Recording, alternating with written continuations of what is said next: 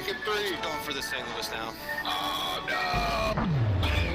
no! Son of a bitch. You getting two? Yeah. Welcome back to the channel, everyone. Thotgor here, of course, and today we are going to take a look at a battle in the shores.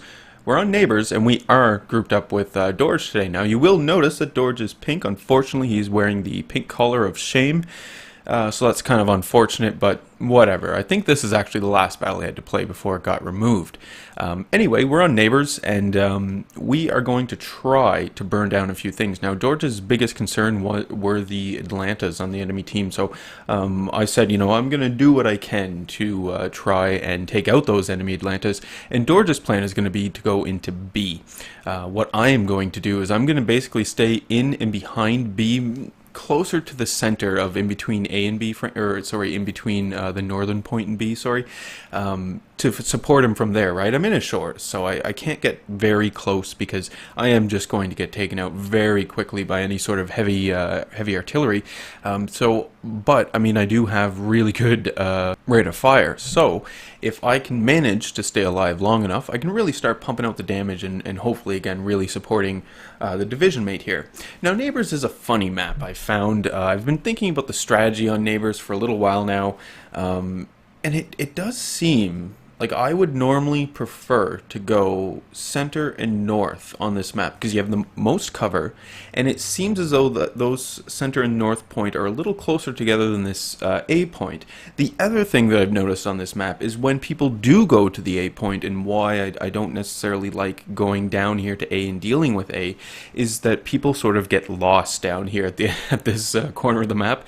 They take A, and well, if they even do take A, you know, most battleships may not actually get in the cap, but they just continue sailing straight, and they just go right into the corner of the map, and when you're way down there, you're completely out of position. I mean, what are you going to do? You're going to provide some sort of long-range defense for A? Well, that's fine, but there's two other points on the map as well, so this is why I generally don't like going down to A. It just doesn't seem to be a good strategy on this map. I mean, you can probably make it work, because, you know, obviously the center and north point B and C would seem to be the easier points to take anyway, you know, just looking at the map. And so a lot of people would probably go B and C, which then opens up the strategy of, you know, making your strategy taking A based on the fact that the enemy is going to be taking B and C. But anyway, that's neither here nor there.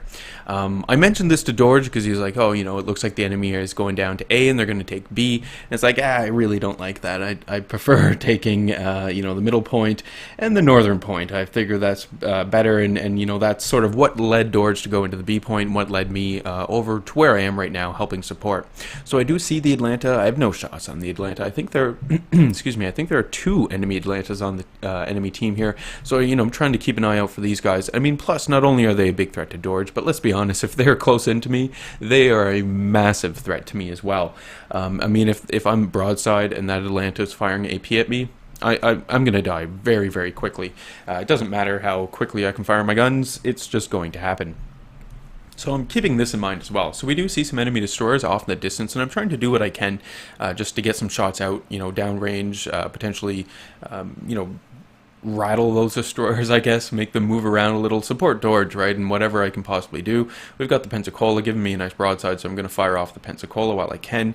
But another thing that I do like about Neighbors like this is, I mean, first, it's a cool map, I find, especially when you're a battleship and you get to start in port, at dock, rather, that's great.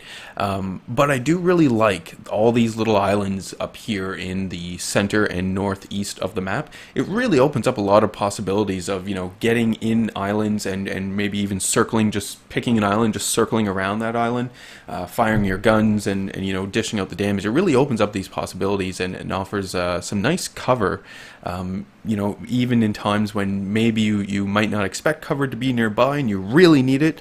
You know, there's a little island somewhere nearby that you'll be able to get to, hopefully anyway. So really enjoy this Neighbors map, actually. And we've talked about before.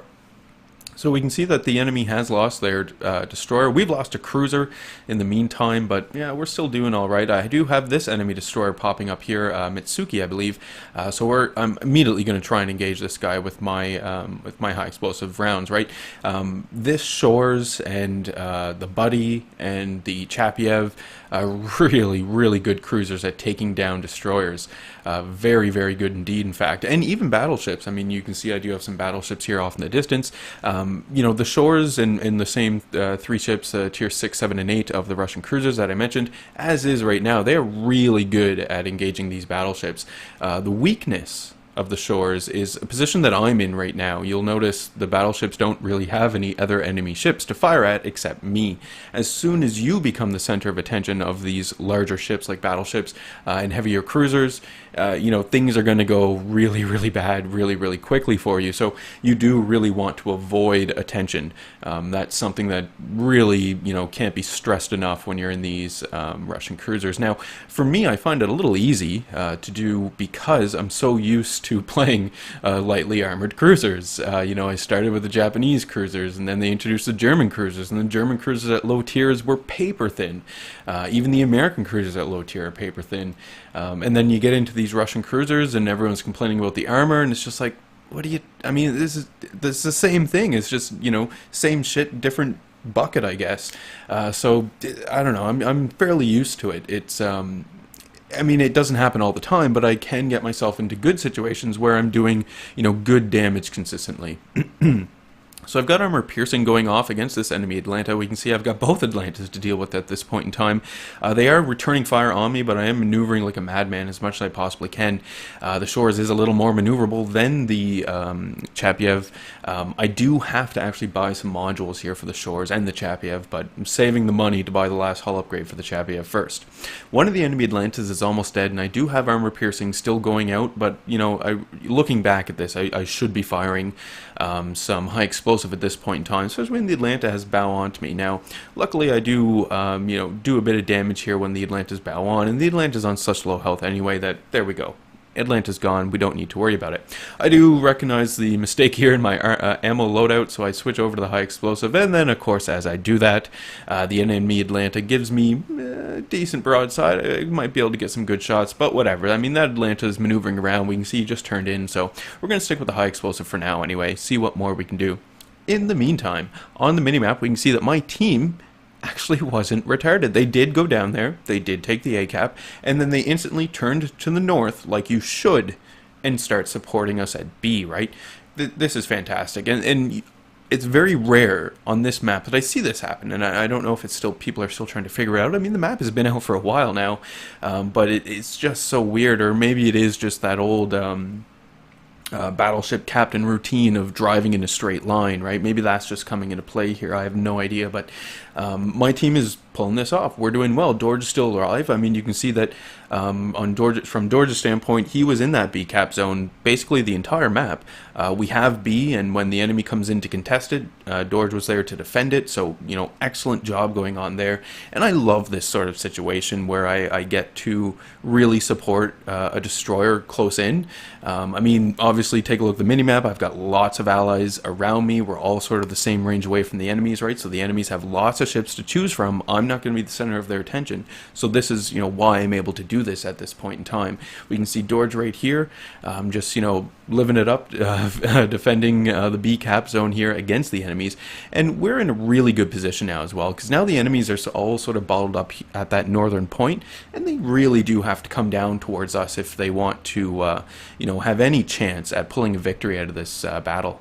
So we've got the Warspite coming into play here. You can see I just landed some shots on the player and got myself another fire. This is fantastic. I love the fire ability on the Shores. On my Chapiev captain, who was on the Shores, I do have Demolition Expert. And I've been thinking about it. I'm thinking it's kind of redundant. Because basically without, right now you're seeing a captain without Demolition Expert. You can see I'm up to 7 fires so far. There's 8 fires, right? How redundant is it to have Demolition Expert on there? I've been thinking about it, and maybe maybe I should have went advanced fire training. I'm not sure, but anyway, that's what I chose, and basically I get to go from like 10 fires to 15 fires a battle, which is always great.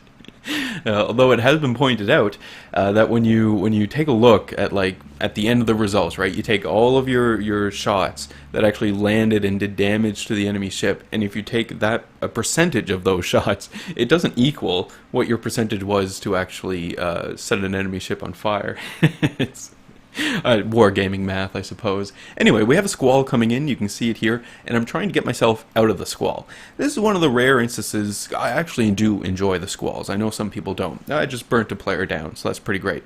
Not sure which player, but whatever. Second kill. And Dorrej is on 4 kills, by the way. We'll point that out now as well.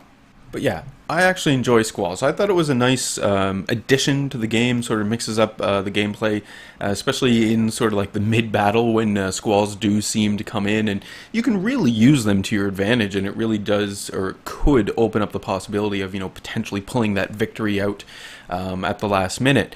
This instance, though, no. I've got a lot of enemy ships here that are close into me. I want to be able to see them as far as I possibly can. I'm trying to, push forward to this mountain, or this cover that I have in front of me, so I can use this cover. Maybe even launch off some torpedoes, but essentially use the cover to get in close and just dish out a bunch of damage. That's what I'm attempting to do, and I didn't want the squall to hamper my efforts to be able to see the enemy, but whatever. Squall's coming in, and we're going to have to deal with it. So you do see we do still have some enemy ships off in the distance. I mean, a lot of these enemy ships that we do have remaining are fairly low health, and there we just took out another enemy destroyer. Sure, we traded our destroyer for it, but we still do have Dorrej as the last remaining destroyer.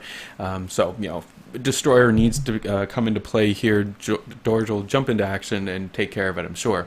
We do have this enemy battleship. I'm not sure what kind of ship that was. It was an American Tier 5 battleship, but anyway.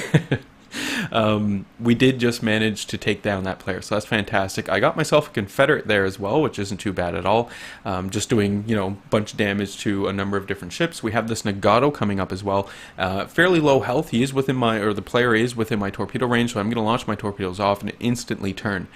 This was really risky. I think that I got away with this because if you noticed, as I was coming around the mountain or breaking cover, the enemy Nagato actually fired his main guns. So the enemy Nagato is actually reloading right now, and this is what is saving me.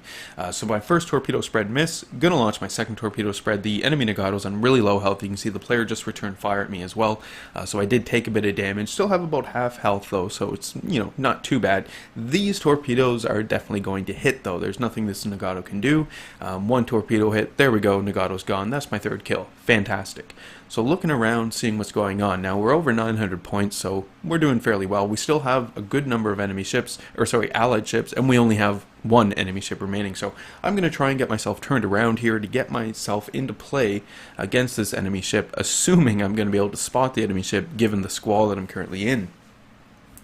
Something though that a repeating pattern here of these Russian cruisers, they are not the most maneuverable ships out there. They definitely do have a pretty big turning radius, and if you were to buy modules for these ships, I would definitely recommend the rudder shift increase speed.